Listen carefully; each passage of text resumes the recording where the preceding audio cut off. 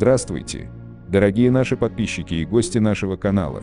Сегодня поговорим о том, что Mercedes-Benz представил электрический силовой агрегат 2022X. Мы узнали некоторые механические детали об электрическом спортивном седане, который будет представлен 15 апреля. Нам не нужно никому рассказывать, что в эти пандемические времена обычное ведение дел перестало существовать. То же самое и с раскрытием новых автомобилей, поскольку автопроизводители предпочитают публиковать фрагменты информации, ведущие к полномасштабной презентации.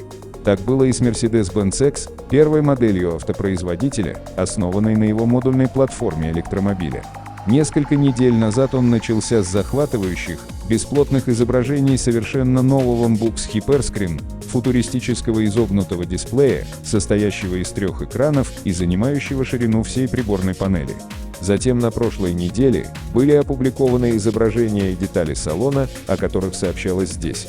Сегодня мы получили большую часть, если не все подробности механической основы производительного седана, кроме североамериканских данных о полном диапазоне заряда.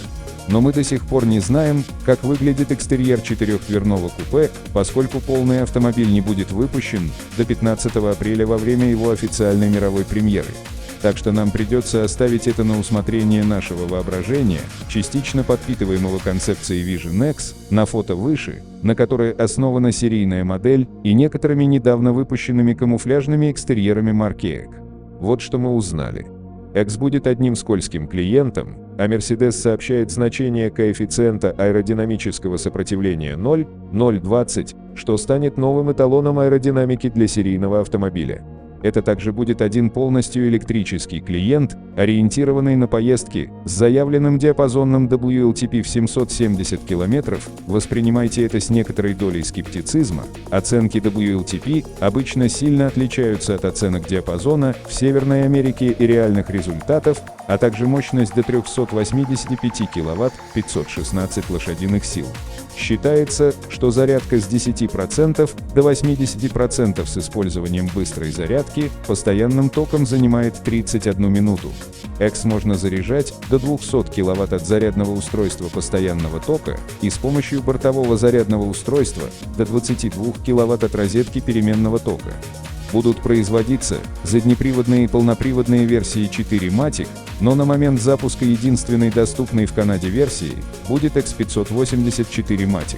Комбинированное потребление электроэнергии для этой модели составляет 20,0 кВт, 100 км при движении по городу и 16,9 по шоссе.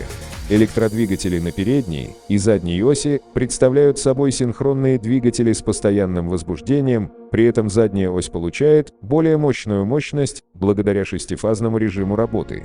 Модель 4MATIC оснащена функцией переключения крутящего момента, которая непрерывно распределяет мощность между передней и задней осями, при этом электрическая трансмиссия, ETS, реагирует, по словам Mercedes, намного быстрее, чем механическая система полного привода. Сообщается, что максимальный крутящий момент для 584 MATIC составляет 855 нанометров, 630 фунт-футов.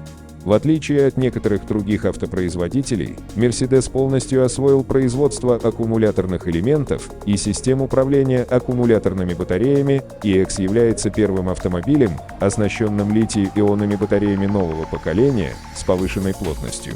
Модульная платформа вмещает 2 аккумуляторных блока, использующих архитектуру на 400, причем больше из двух имеет полезную энергию 107,8 КВТЧ. Mercedes также сообщает, что новый химический состав ячеек позволил сократить на 10% необходимое количество кобальта, в результате чего соотношение никеля, кобальта и марганца составило 8:1:1. Система управления аккумулятором также предназначена для обновления по беспроводной сети, а расширенное управление температурным режимом может предварительно нагревать или охлаждать аккумулятор во время вождения. Это является преимуществом при подключении к станции быстрой зарядки, так как можно сократить время зарядки, когда аккумуляторная батарея имеет оптимальную температуру. Это неотъемлемая часть того, что Mercedes называет Electric Intelligence, что также включает интеграцию в систему навигации, которая планирует самый быстрый маршрут на основе ряда факторов, таких как топография, температура окружающей среды, скорость, а также потребности в обогреве и охлаждении. Также учитывается загруженность дорог в режиме реального времени и расположения, стоимость и доступность зарядной станции. На данный момент это все, но настройтесь через 2 недели, и мы узнаем еще больше об этом электромобиле Mercedes следующего поколения, и, что более важно, о том, как он на самом деле выглядит. Спасибо за внимание. Подписывайтесь на наш канал, чтобы не пропустить интересные новости от мировых автопроизводителей.